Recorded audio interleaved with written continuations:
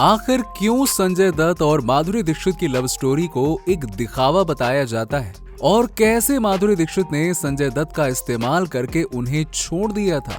आइए जानते हैं इस वीडियो में संजय दत्त और माधुरी दीक्षित की कुछ ऐसी हैरान कर देने वाली बातों के बारे में जिसे शायद ही कोई जानता होगा।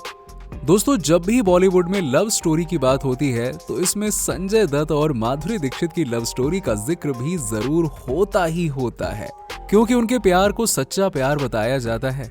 लेकिन मीडिया द्वारा इनके प्यार को सच्चा प्यार बताने से क्या झूठ को सच साबित किया जा सकता है? देखिए, कभी ना कभी सच तो सामने आ ही जाता है और आजकल तो वैसे भी सोशल मीडिया का जमाना है, कुछ भी छुपाया नहीं जा सकता। जी हाँ दोस्तों, आज के समय में संजय दत्त एक सीनियर एक्टर, आइडियल पति, आइडियल बाप और बेहतरीन एक्टर और सबसे बड़ी बात हम्बल और डाउन टू अर्थ एक्टर माने जाते हैं और इन्होंने इंसानी दुनिया का शायद ही कोई काम छोड़ा हो। संजय दत्त स्कूल समय से ही ड्रग्स का नशा करके मस्ती में चूर रहा करते थे। संजय दत्त ने 1981 में रॉकी फिल्म से अपने करियर की शुरुआत की थी।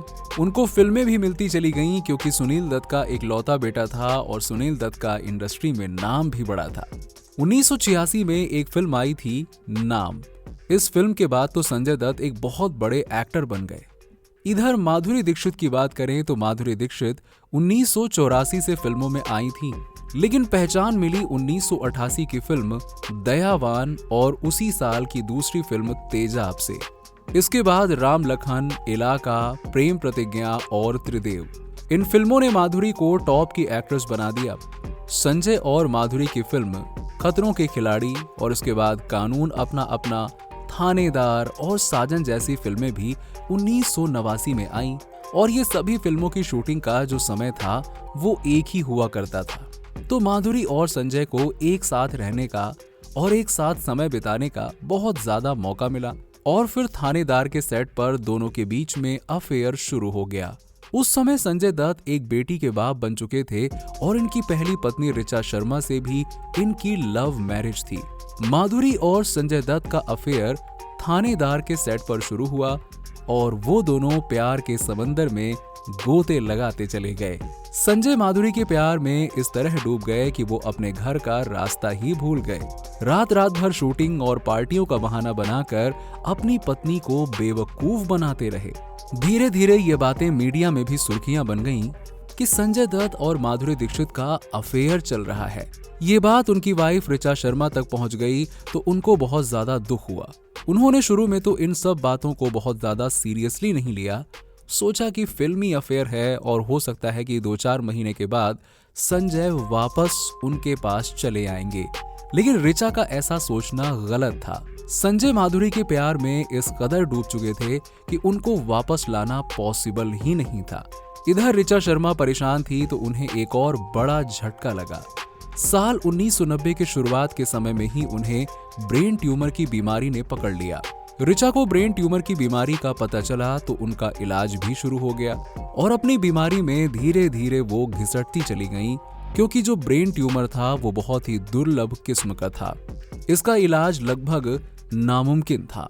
ऋचा अपनी बीमारी में बिजी हुई तो माधुरी के साथ प्यार करने का और ज्यादा मौका संजय दत्त को मिला। कथित रूप से संजय दत्त ने अब ऋचा की बीमारी के बारे में भी उनका हाल चाल पूछना बंद कर दिया। वो अपना सारा का सारा समय माधुरी को ही दे रहे थे, जबकि किसी समय पर यही संजय दत्त ऋचा शर्मा से शादी करने के लिए अपने पापा सुनील दत्त से भी भिड़ गए थे, क्योंकि उस समय ऋचा से इनका सच्चा प्यार जोर मार रहा था। लेकिन वही सच्चा प्यार आज कहीं गायब हो गया था। ऋचा भी संजय दत्त से प्यार करती थी और उन्होंने भी संजय दत्त से शादी करने के लिए अपना फिल्मी करियर बीच में ही छोड़ दिया।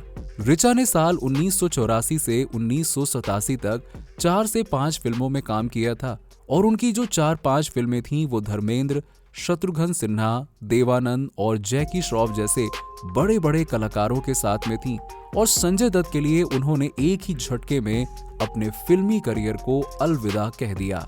कुछ समय के बाद ऋचा अपना इलाज करवाने के लिए अमेरिका चली गईं, जहां उनके पेरेंट्स रहते थे। वहीं रहकर उन्होंने अपना इलाज करवाया और इस पूरे समय में संजय दत्त कथित रूप से सिर्फ एक ही बार मिलने के लिए उनसे अमेरिका गए। उसके बाद संजय दत्त ने कॉल करना भी पूरी तरह से बंद कर दिया। ऋचा ने एक बयान में कहा भी था कि जब मुझे सबसे ज्यादा अपने पति की जरूरत थी, उस समय माधुरी ने मेरे पति को अपने प्रेम जाल में फंसा रखा था। भले ही संजय दत्त भी माधुरी से प्यार करता था, लेकिन माधुरी दीक्षित अगर संजय को कहती कि अपनी बीमार वाइफ के पास जाओ, उसको मिलो, उसकी देखभाल करो, उसे तुम्हारी जरूरत है, ये कहकर वो रिश्ता तोड़ लेती, तो मेरे पति संजय मेरे पास वापस आ जाते। लेकिन माधुरी ने रिश्ता नहीं तोड़ा और उन्होंने मुझे बीमार देखने के बावजूद भी मुझे इग्नोर किया। माधुरी ने अपना फायदा देखा, बिना ये सोचे कि वो खुद भी एक औरत है। ऋचा ने बयान में आगे कहा कि जिंदगी और मौत के बीच जूझ रही हूं, लेकिन माधुरी को तब भी मुझ पर तरस नहीं आया। ऋचा शर्मा अपनी बीमारी की वजह से ज्यादातर अमेरिका में ही रहीं, तो दूसरी तरफ संजय दत्त और माधुरी ने इसका भरपूर फायदा उठाया और मिलकर दोनों ने खूब अय्याशी की।